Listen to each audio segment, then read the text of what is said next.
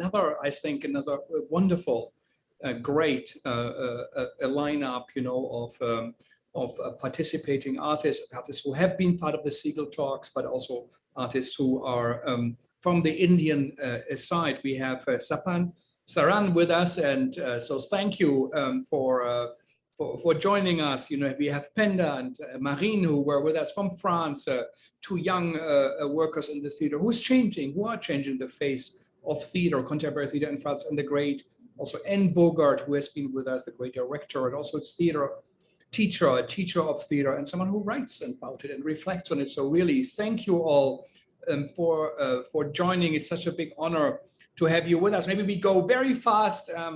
Anne, where are you at the moment? I am in the Catskill Mountains, where there is smoke from the California wildfires outside my window. Incredible. 3,000 miles away, 3,000 miles away in the Catskill Mountains, upstate New York. Incredible. Last time you were in London. Marine, where are you? Hi, everybody. I am in France, Avignon. It's very hot. And this is a theater festival where I play. That's true. Yeah. Penda, where are you? Hi, everybody. I'm in France. I am hosted by the Théâtre National of Strasbourg. And I'm here for 2 months to write a play. That's fantastic. This is where you came the first day when we talked, right? Perhaps that's the first day. The first time I was in Tunisia. I think. Oh, in Tunisia, right. Yeah. Right. You moved on. So, Sapan, so tell us, where are you at the moment? Yes, Frank, I'm in Mumbai, Maharashtra. It's raining outside. Hello, everyone, all my peers and theatre friends across the world. Yeah, my name is Sapan Saran. I'm a poet, playwright, director.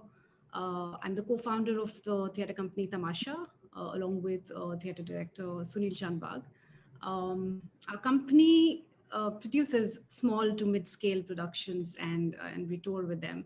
And we also run a curated, intimate performance space in Mumbai, where I am right now, called Studio Tamasha, where we do all sorts of things: readings, work residencies, workshops, talks, everything that we missed today.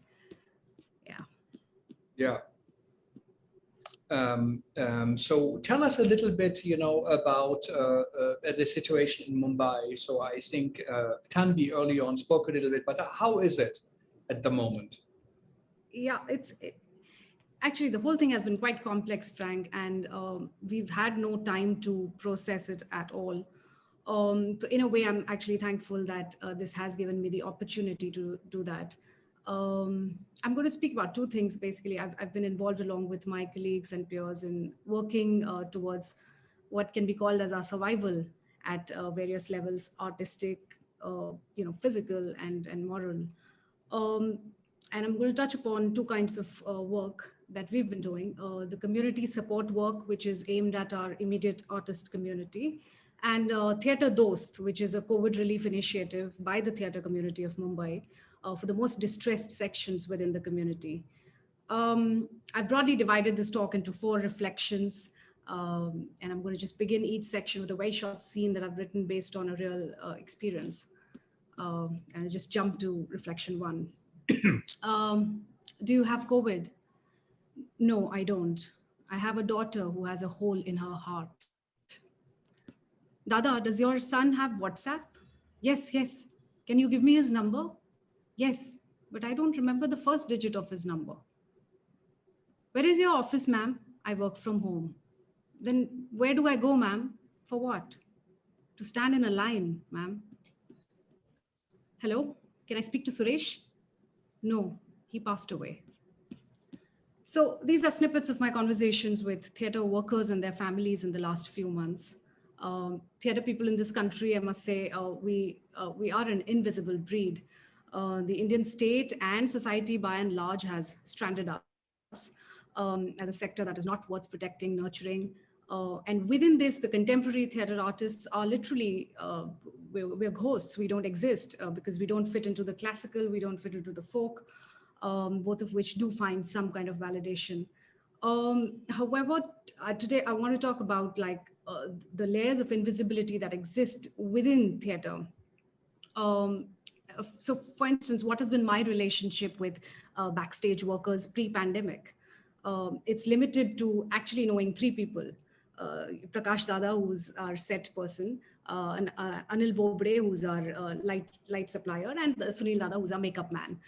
There they are, you call them, they come, they plug into your system, and only on show day, you know them, and then they're gone.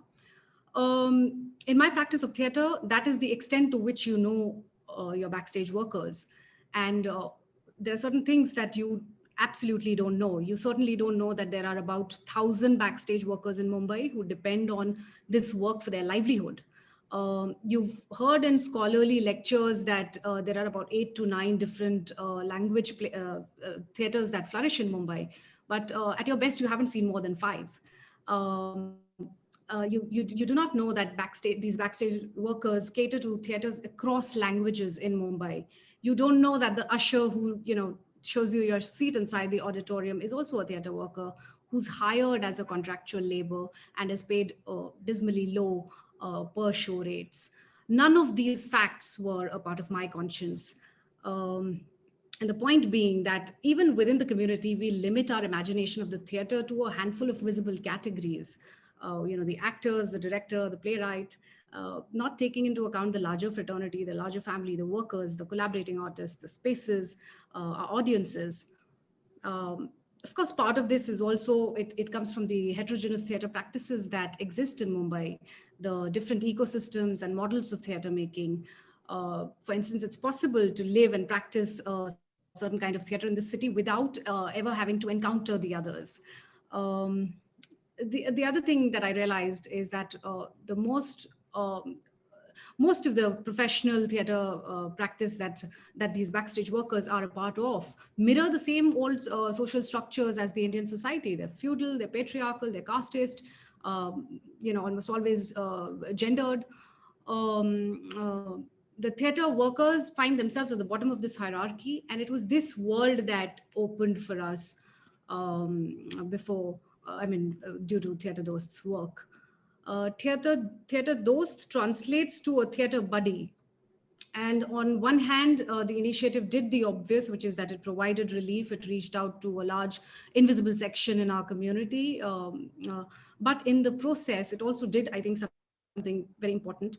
It brought many of us into each other's conscience. And it lit in us a hope of having a collective voice, an organized collective voice that is the voice of the theater practitioner of Mumbai. Which brings me to my second reflection. I'll read the scene. What is your name? Vandana. Vandana, do you need grocery this month? No, I need a job. The question of dignity. So in India, accepting a free meal from someone else is considered equivalent to being thrown into the lowest possible socioeconomic strata of society.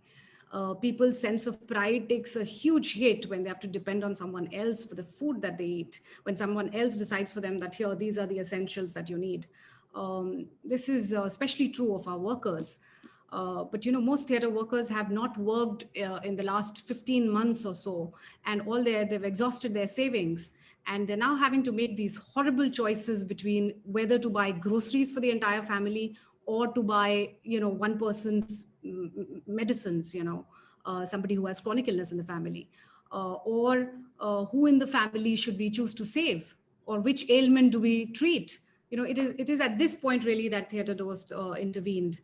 Another aspect to understanding the Mumbai worker is that everybody in Mumbai is essentially a migrant, me included, whether first generation or second. And many of our workers are still connected. They have their roots in the village community, which is their safety net. They go back to it, they return to it in case of crisis. However, there are many of them who cannot do that, who just cannot go back. They've spent years working consistently, and they've moved their way up into the urban lower middle class strata. And now with the pandemic, they've been pushed back to poverty. And this cause, the psychological stress that this causes is just unimaginable. I'm going to quickly present some photos of Theater Dost grocery distribution days. is this visible? Yeah. Yeah. So these are organized entirely by the workers. The point being that people don't line up on the roadside next to some truck to collect food packets. They go to an auditorium they're familiar with, and they pick up their packets from there as a matter of right. Also, what has happened is in the process that theaters across Mumbai have become relief centers. This is a makeup room, for instance, which has become a storage space for grocery kits. This is a rehearsal room, which has now become a distribution space. As we speak today, we are already in conversations with the groups about reskilling and training. Several workers and artists have already taken up other businesses and services in order to survive, and I'll share a few more photos. So someone sells products from his farm in his village. Another is driving a taxi. Another is making earthenware because he's also a potter. It is absolutely tragic what is going on, but it's also hugely inspiring, this spirit of survival with dignity. I'll come to the third reflection.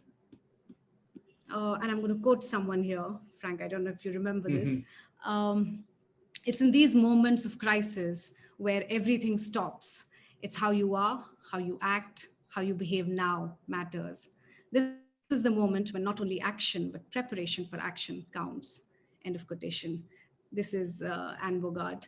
And she said that in her Siegel talk last year. And I remembered, I mean, this bit of it stayed with me throughout last year and my most vulnerable and difficult moments, and it pushed me to work actually. So during the first lockdown, we worked actively to boost the morale of the artist community, to reclaim our space, whatever little our ecosystem was. If it meant training in and taming the digital beast, so be it. By August 2020, we had launched an online version of our theater space. And a whole lot of artists and audiences were engaged over a period of time through podcasts, dramatized readings, and hybrid shows. And by the time the lockdown was lifted on live performances, we were ready with a new physical show. But at that time, the formal theaters were not yet open, and our small indoor theater space did not feel safe anymore. So what we did was we converted the terrace, which is right behind me actually, attached to our studio, into a makeshift black box theater. And I will quickly share some photos of that.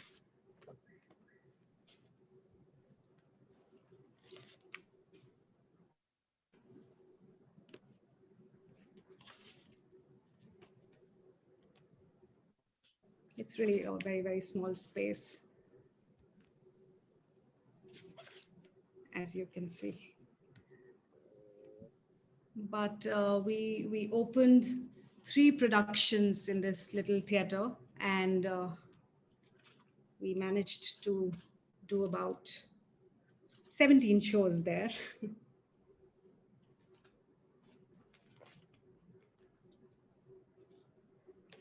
Yeah, all these online and offline shows, I think they had their own meaning and place. But I think in the larger scheme of things, what was happening was that they were keeping us connected to each other and to the idea of theater. And I really look upon it as a little act of resistance that we needed to keep us going. During the second lockdown, the needs were very different. The second wave was absolutely devastating. Not only had our government done absolutely nothing to prepare for it, but they had actually abandoned the citizens. It was too busy locking up students, intellectuals, our brightest minds in jails. It was busy fighting elections, privatizing every imaginable sector, investing billions in making a new parliament building, a new statue, a new temple. It was just generally a very busy time for the government when the healthcare system across the country collapsed almost overnight. And I remember even the rich struggled to survive. I mean, you can well imagine the state of the poor. And this is when citizen groups and volunteers stepped in to bridge the gaps.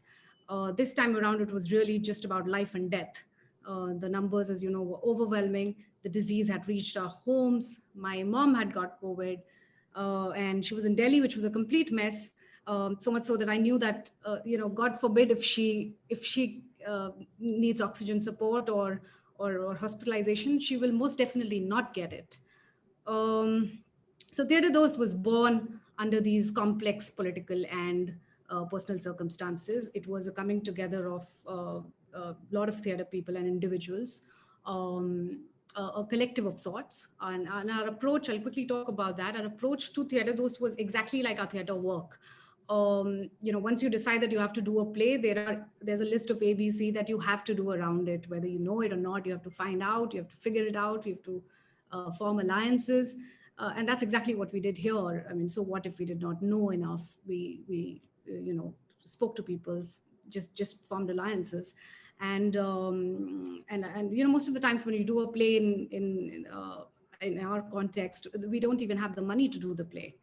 But it gets made at the end of the day. So likewise with Theatre Dost, we found ourselves in a position to help, and so we did. 2 more minutes. Today, yeah. while Mm-hmm. Oh, do I have 2 more minutes? Yeah. Mm-hmm.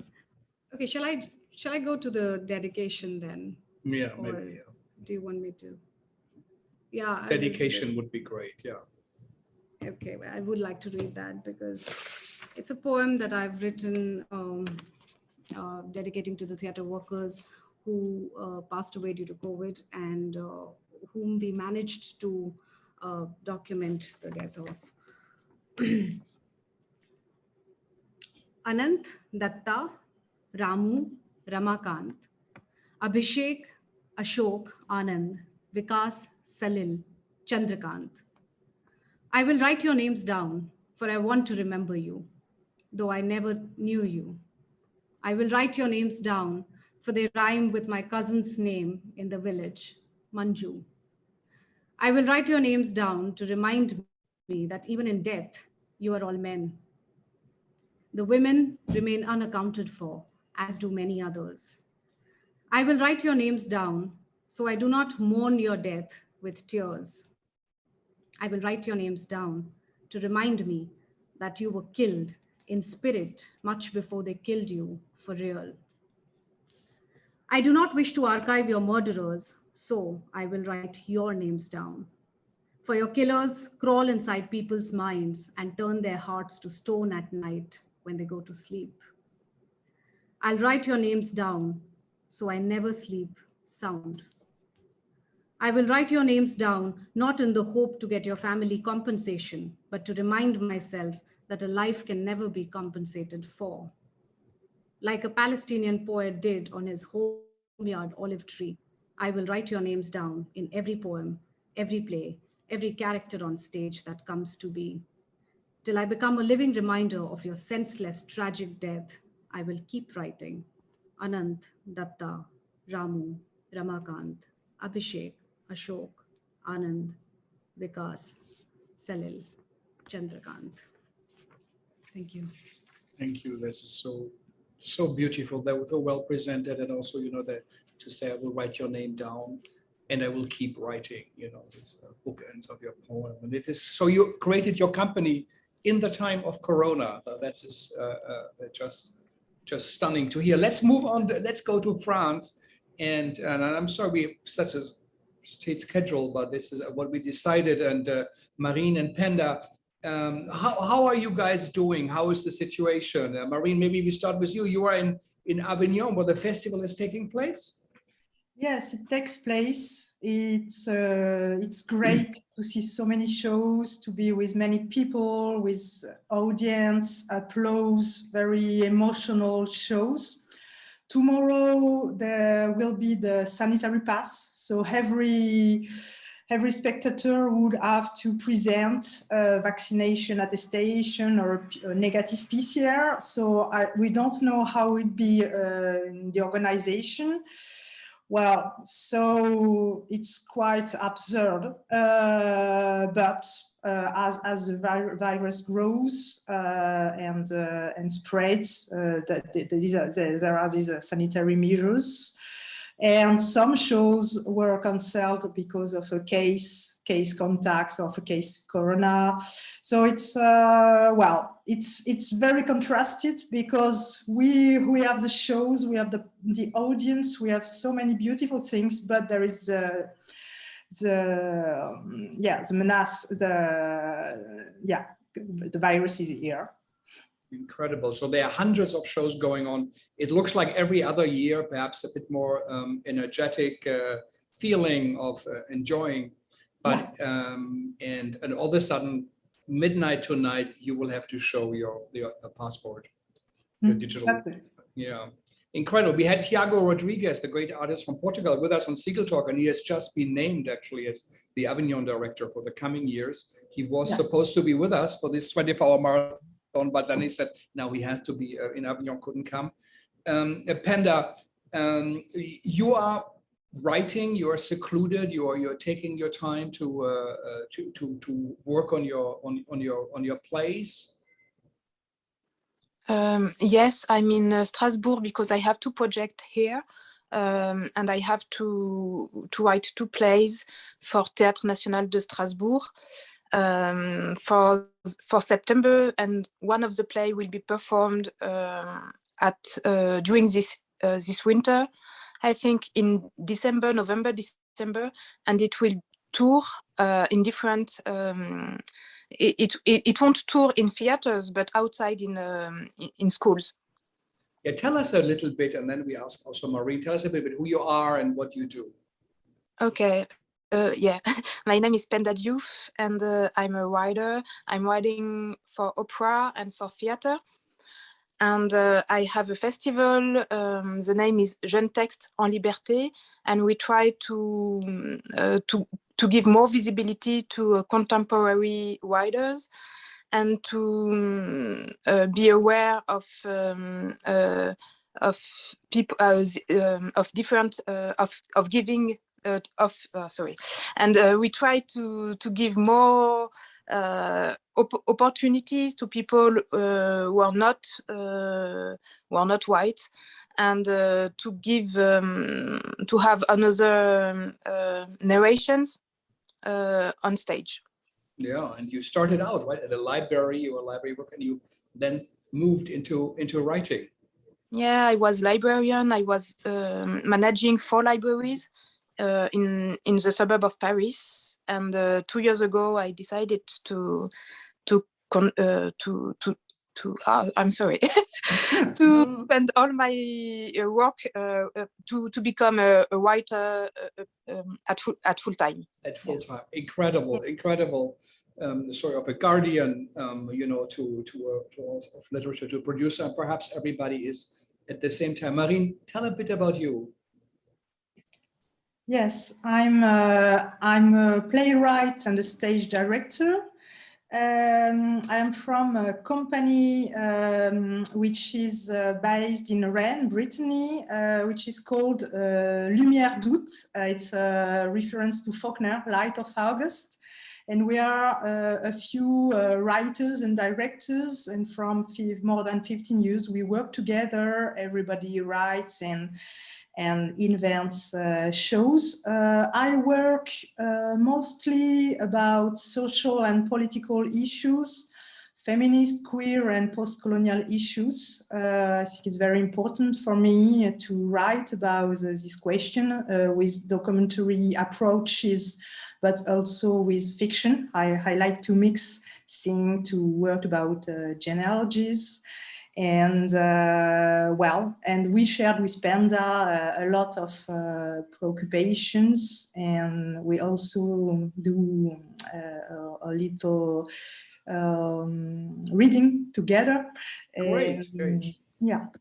That is so wonderful. Yeah. So how do you both feel? If I can ask both of you, and we share this session, you know, how is the mood at the moment in France between artists? And now we hear, you know, the Macron said, you know, everybody will have to get vaccinated. There are big protests against it. Some people even refer, it's like wearing the yellow star. If like in the Nazi time, if you refuse to get vaccinated. How is the atmosphere at the moment in France, but also among artists?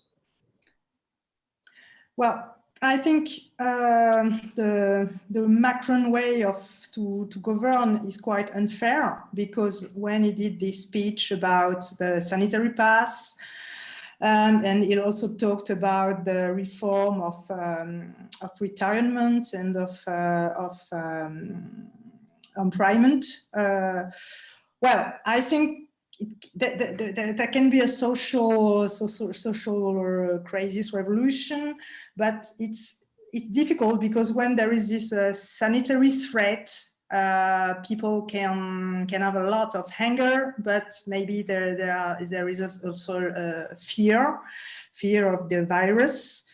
And among the artists,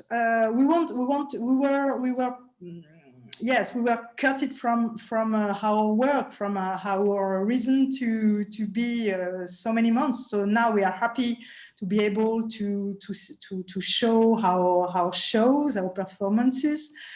And I don't know what will be the next year, and there are these political elections, and I really hope this situation won't be bad from extreme right, because it's a real threat too. Well, and I mean, we will be in a situation of social crisis, and well, what can do the artist? I think the artist, we talked already about this, but we need to go to get and to be outside the theaters, in the social, in the public space, in public spaces, just to concern and to invent collective energies for the future. Mm-hmm. And how do you feel about the moment? Well, I am tired. I try to keep energy for playing every day, and the beautiful thing is that when the public, when the people came to us at the end of the show and tell us how they were emotionally concerned, how they think about many stories, how for many days they think to our shows. So I think it gives sense, and it gives meaning to our work, of course. And thank you. Yeah, thank you, Penda. Same to you. How are you? I know you are secluded now. How are you experiencing the moment? Is it influencing your writing? I think it's a strange situation, because we are living in developed countries, and we have the ability to travel all over the world as we want. And it's not the case for all people in the world. And now, because of the COVID and because of the vaccine, a lot of people cannot come here to work, or cannot travel to work. I was I was doing a performance yesterday with other artists in Centre Pompidou in Paris yesterday, and an artist from England couldn't come because he didn't have all the stuff they asked to come in France, so he couldn't come, even if he had a test PCR negative. So it's very strange. I have to travel a lot in September, and I don't know if I will be able to do it for work. But in the same time, I know I'm privileged, and I know a lot of people are very precare. It's dangerous, complicated, and a lot of people. I think if we don't have a real a lot of demonstration or a revolution, as Marine said, I think that that people don't have a lot of energy enough, because they're tired of what happened during 1.5 years. So what do you write about? Tell us a bit, if you can. What are your story? What are you putting into words? I am writing about a movement in England. The name is RAD, or AD, and they were only people in handicapped situation. And they were very radical because they used to throw some bombs or cocktail Molotov. And I wanted to write about it because I think we don't have a very fair view about people disability, and we always see people as passive, but not in a political way or militant or active. And I wanted to show that they can be affected by situations as everybody, and they can demonstrate as everybody and do radical stuff as everybody.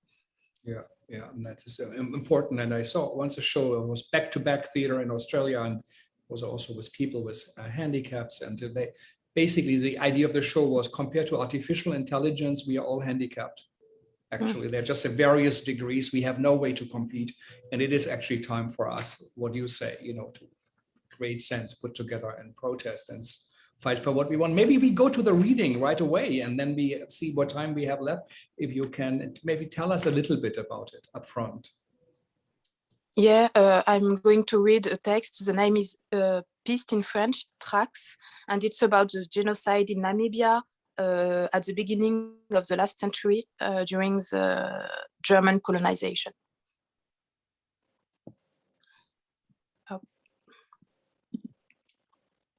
And I will read the beginning, the prologue.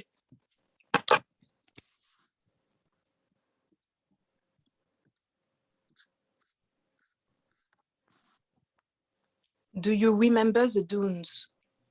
Do you remember the dunes in Namibia? Do you remember the dunes in Namibia and the sand swaying on their slopes? The song of their slopes. The lap of the dunes in Namibia, from which grains of sand stream, falling one by one, rolling over themselves. Hastily from vertiginous small of the dunes back, they burn with impatience to roll on the ground, far from their point of origin. A place where they will no longer be seen, where they will see nothing, because their eyes have seen everything and their retinas have burned. They sing their lament in a flow as enchanting as it is baleful. A howling dune. It's the lament of the grain of sand roasted in the sun in the Namibian desert, which rolls, falls, and tumbles. These are the tearless cries of the grains of sand, witness to ancient death.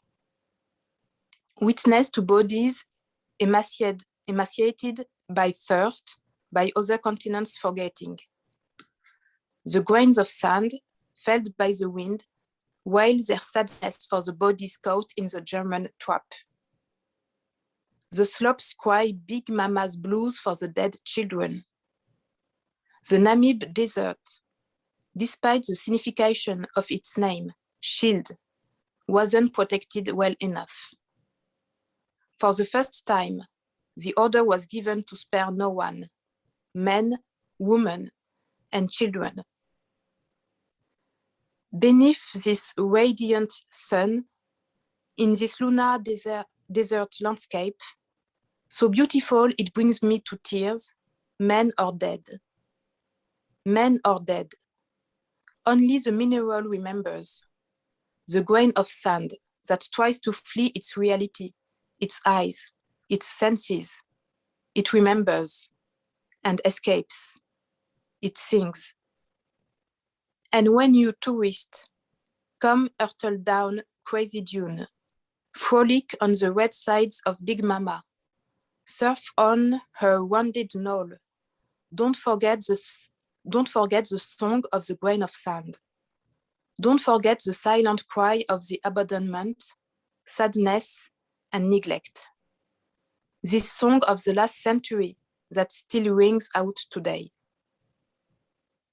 yeah, that's it. Really, really thank you. It's about the grain of sand and the song of the centuries, and not to forget. Marine, do you have something? Yes. I would like to dedicate this small reading to Wake Foguin, which was a wonderful writer and actor from Cameroon, and he passed away from COVID because there was no more oxygen at the hospital.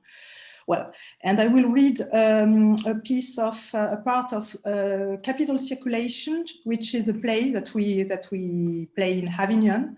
And I will read the end of the show, which is about family memories, France, Vietnam, Russia, because we are three on the stage and coming from Vietnam, Russia, and France. Sorry. It all starts on a beach. I believe it all starts on a beach, at dawn or in broad daylight. A fish emerges from the water, grow legs and lungs. A missionary in a cassock lands on the shore and baptizes my Vietnamese grandmother with an enormous cross. Jesus multiplies the rice. A soldier fires at the head of a Tonkinese pirate shouting, "France is a champion of the world!" A swarm of Yankee helicopters approaches on the horizon to the tune of the Ride of the Valkyries. An old woman practice Tai Chi, each with a hammer and cycle in hand. In the sea, decapitated statues float and bleed.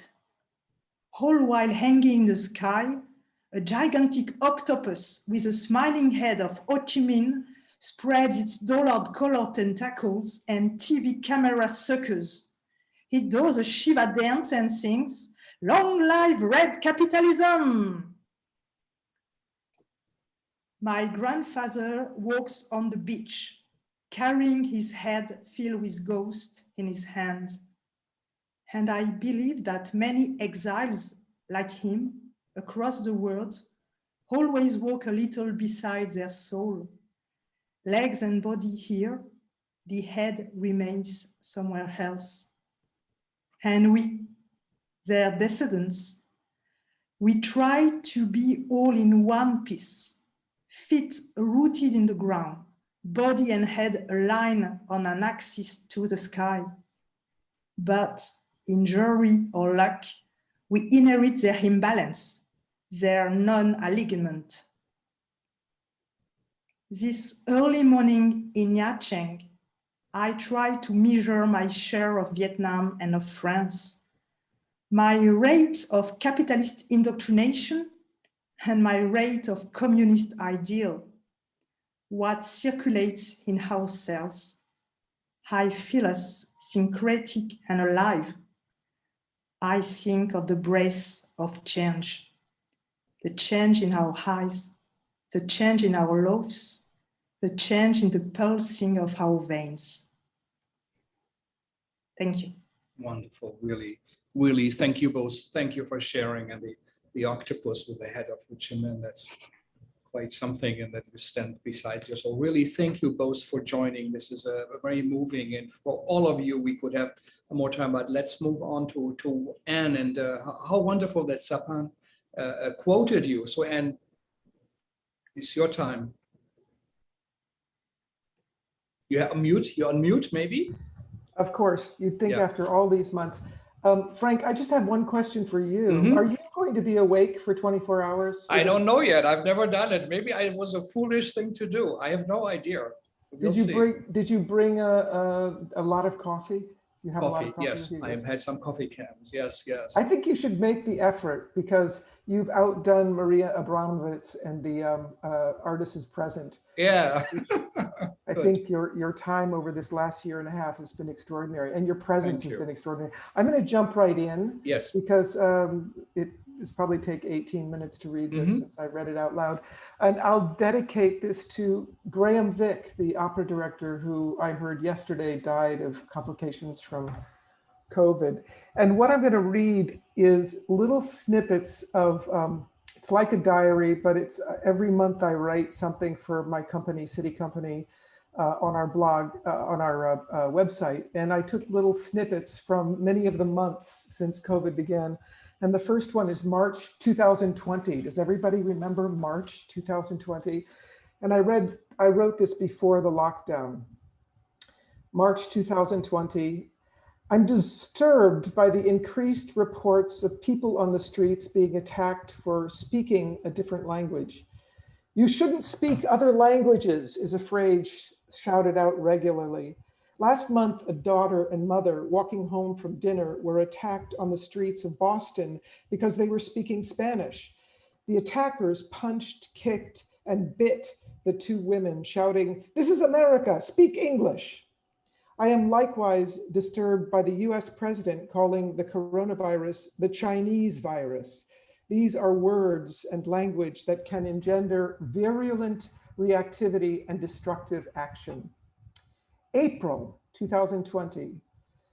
Right now and across the planet, many of us are enacting what is being called social distancing. But perhaps social distance is a misnomer. We are indeed maintaining a physical distance, but I have noticed a concurrent escalation of social communion as well as spatial and temporal awareness. My wife, Rena, and I are at home in our garden flat in London with our puppy, Mabel. We do not know how long we will be confined to this space, but it will definitely be for quite some time. The space between us matters now more than ever. We are less casual about the quality of the space between us now because we know, without even discussing it, that we must get along. We must cultivate respect and take care for the love. One senses more than ever that marriage is a verb. Perhaps love is respect. On the streets of London, I've noticed a rapidly escalating awareness of spacing and timing. Normally, our attention to time and space is unconscious. We weave around one another, for the most part, avoiding collision, not even aware of the dance that we are enacting. With social distancing, I notice that people are becoming hyper aware of other people and the distance around and between them. Spatial relationship is critical, and the space between people is charged with wakeful tension. A couple of days ago, I was steering Mabel, that's our puppy, for a walk towards a nearby neighborhood cemetery that is run by the Royal Parks Department, and three drunk guys weaving closely together down the sidewalk careened past, almost bumping into me. I suddenly remembered a scene in Werner Herzog's haunting 1979 film Nosferatu, the Vampire, wherein dying villagers infected with the plague come out into the town square, dressed in their finest clothes, to enact a macabre dance with one another amidst coffins, bits of furniture, and untethered animals.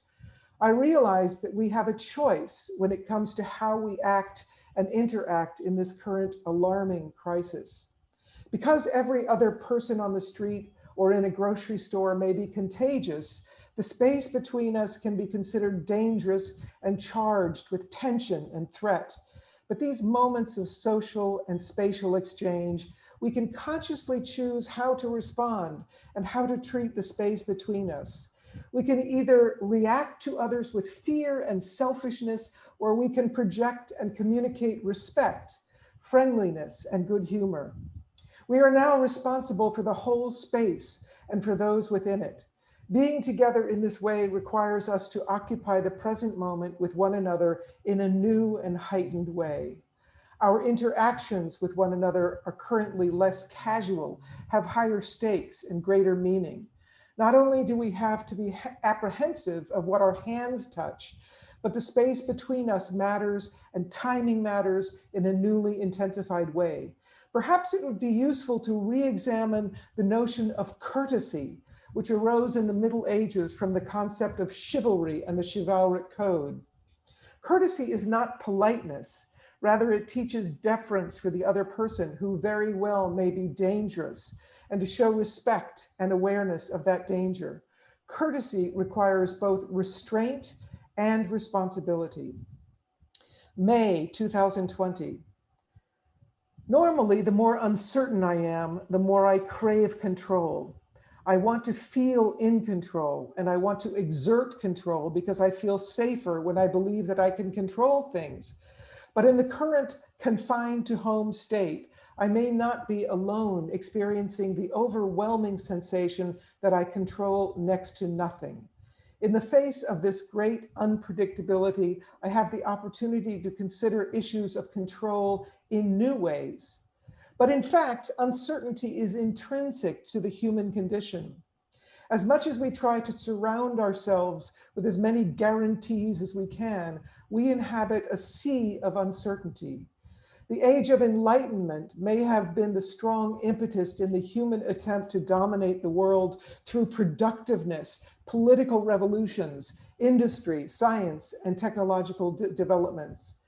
And now in 2020, this forward momentum, this seemingly unstoppable progress has come unexpectedly to a crashing halt. But this is not the first time that the pause button has been hit. We were taken surprise with the fall of the Soviet Union in 1989 and the collapse of the World Trade Center in 2001. These events happened unexpectedly, although in retrospect, perhaps they were, as the coronavirus, inevitable. But we were not prepared, and governments who knew about the threats did not prepare. Now, in the rush to control the virus, we see how little, in fact, we do control. Right now, the true nature of uncertainty is present and palpable. The vast number of job losses caused by the coronavirus shutdown rises daily. The uncertainty about when it will be safe to be reunited with family, friends, and coworkers is real and actual. The inability for many to comfort those in hospitals feels untenable. I cannot stop imagining the suffering and loneliness of the people who are dying and the suffering of those who love them and are forbidden any kind of expressions of tenderness and love, not to mention the lack of the rights that are essential to mourning and elemental to any civilization. But perhaps in light of this pandemic, we can shift our expectations. The prospect of a secure future was always an illusion anyway. Currently, we know very little about the coronavirus, about its origin or its real harmfulness. We are facing a great unpredictability and perhaps an upcoming social upheaval with radical economic consequences. In this new landscape, we can reflect upon uncertainty and reevaluate our assumptions about what matters. Moving forward, we will definitely be called upon to innovate, to activate our imaginations in new ways and proceed with empathy and dignity. We will be required to invent a new reality within unfamiliar circumstances. These innovations and the actions that will have to happen in order to arrive at them will require reason, ingenuity, trust, and courage, plus an openness to new scientific, social, economic, and political paradigms. June 2020. Political movements are successful only when they converge with an aspect of resonance. The words, "I can't breathe," have been echoing around the planet and have now finally hit a widespread sympathetic nerve.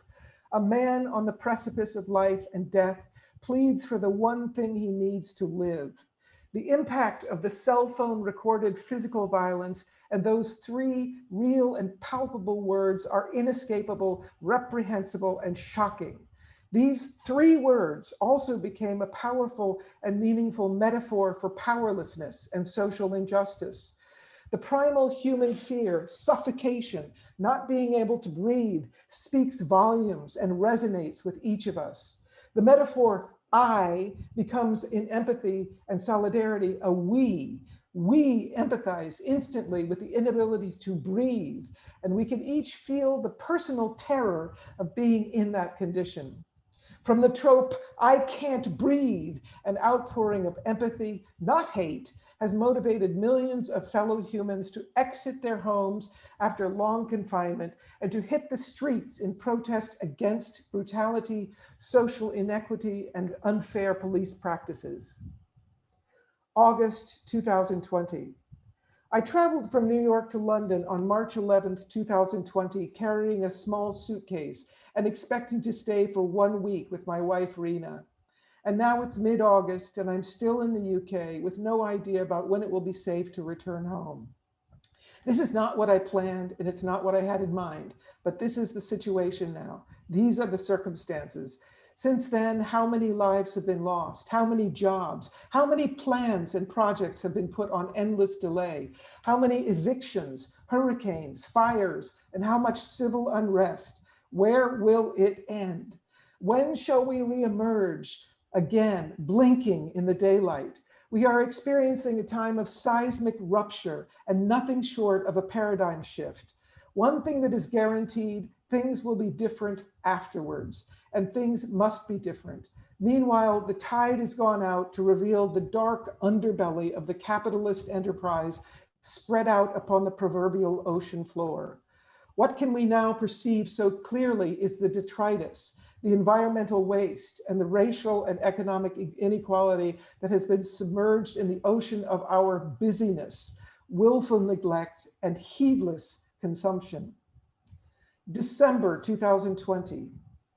Recently, during a public Zoom conversation with the choreographer Bill T. Jones, I mentioned that his work has always seemed political to me, rooted in the big social issues of the time, including AIDS, social justice, and questions of mortality.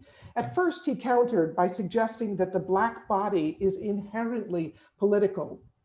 Then he said that in the period following his partner Arnie Zane's death, French journalists would interview him in an attempt to understand his art-making practice. They would say, "You are an artiste engagé," that is, an artist engaged in the world.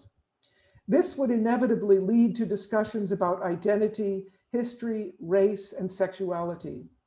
Jesse Green wrote in the New York Times, quote, "In the wake of Trumpism, Black Lives Matter, and the coronavirus pandemic, many theater makers, through readings and other nonfiction performances that recreate real-world events, are grappling with politics more directly than ever before." End quote. Perhaps the trials that we are currently undergoing can teach us to look critically and re-examine our assumptions about the institutions and the systems in which we function. Perhaps we can reify the notion of art as resistance to the status quo, with the understanding that if you do not actively resist the currents of the day, you will be swallowed by them. To function with force and consequence within a consumerist capitalist culture, perhaps it is necessary to be an artiste engagé. January 2021. When we emerge from the current COVID theater shutdown, I have a feeling that it will be useful to look towards the lessons that site-specific theater provides. Will we be staging plays out of doors and in non-theatrical environments? Everything is up for discussion now. But meanwhile, there exists a palpable and energetic creative impulse. Audiences' appetite for theatrical adventures has not diminished at all, and artists are no less creative, and they are ready to make and share theatrical journeys with audiences, and perhaps more readily than before COVID. What is at issue now is, quote, the delivery system, which is the term that theater director Stima Sueco uses for our theaters and their administrative and producing structures. The function of the delivery system is to connect artists and audiences with artists. Perhaps now is the moment to face the fact that the theater has already become impenetrable, an impenetrable fortress for many. The barriers that kept audiences from connecting with artists, whether financial, geographical, or psychological, had already been radically compromised pre-COVID. But in this moment of cultural and political change, these barriers can be uprooted. Because so many theater buildings will not have earned money since March of 2020, with social distancing upon re-entry, they will be facing severe restrictions on audience size. Putting on plays may become unaffordable. The financial picture will inevitably lead to the decision to only stage small cast plays at high admission prices. But money cannot fix all of the problems that we face. We need to think about finances differently. Perhaps the way to return is not by making small, affordable shows in closed spaces with lots of empty seats and a new ventilation system. Perhaps encouraging audiences to be in close physical proximity is simply too dangerous for a while, and so we may need to bring people together in less intimate spaces. Rather than becoming risk averse, we need to summon the courage to take the reins firmly in hand and become more innovative and entrepreneurial than ever before. February 2021. In our current moment of cultural, social, and political rupture, perhaps the deconstructivist impulse has finally outlived its usefulness. In a time of social reckoning, pandemic considerations, increased consumerism, narcissism, and wildly escalating digital culture, have we deconstructed to the point of meaninglessness? Perhaps now is the time to stop taking things apart. Perhaps now is the time to reconstruct and rediscover the art of storytelling, while asking the questions, whose stories are we telling, who are they for, and how are they conveyed? June 2021. In September, my new book, The Art of Resonance, will be published by Nguyen Bloomsbury. This past May, I spent several days in a recording studio in London speaking the book into audio existence for Digital Theatre Plus, an online service for those engaged in theater and arts education. The recording will appear concurrently with the book. I'm enthusiastic to share the book as well as the audio version with you. I wrote the bulk of The Art of Resonance during lockdown in the UK, in London. In some ways, it felt strange to write about resonance during such tragic and stuck times. I worried that the subject of resonance would feel too rarefied, too distant from the unfolding events, from the roiling unrest, the pandemic, and from the pressing issues that were floating to the surface and taking on great meaning in the world day by day. And yet, I also understood that the pandemic, as well as the ongoing social and political crises, provided a unique opportunity to re-examine the fundamental tenets of theater and art making. Lockdown offered the opportunity to slow down and ask the most basic questions about the art of theater. What are we doing? How are we doing it, and why? What is the platform upon which we stand? What are the values upon which we may build a future? How to adjust, how to return to making theater in a way that is inclusive and productive and that capitalizes on what the theater does best while addressing the issues and circumstances of our time. July 2021. I have deeply ambivalent feelings about the fact that Zoom has been the baseline of almost every day during the past year and a half. I imagine that I share with others who've been similarly engaged the sensation of a wedge being driven through the brain at the end of each day. Zoom is mentally exhausting, and the body, generally hunched over for long stretches of time, pays a severe toll. I remain deeply ambivalent and weary of Zoom, and yet the medium has allowed me to remain connected with the communities that I care about and to remain close to those I am invested in. My need for connection with others has been greatly aided by platforms such as Zoom. But I miss reading the entire body and experiencing the symphony of movement, shape, and tempo. I miss breathing with others, and I miss how my breathing is changed by how others are breathing.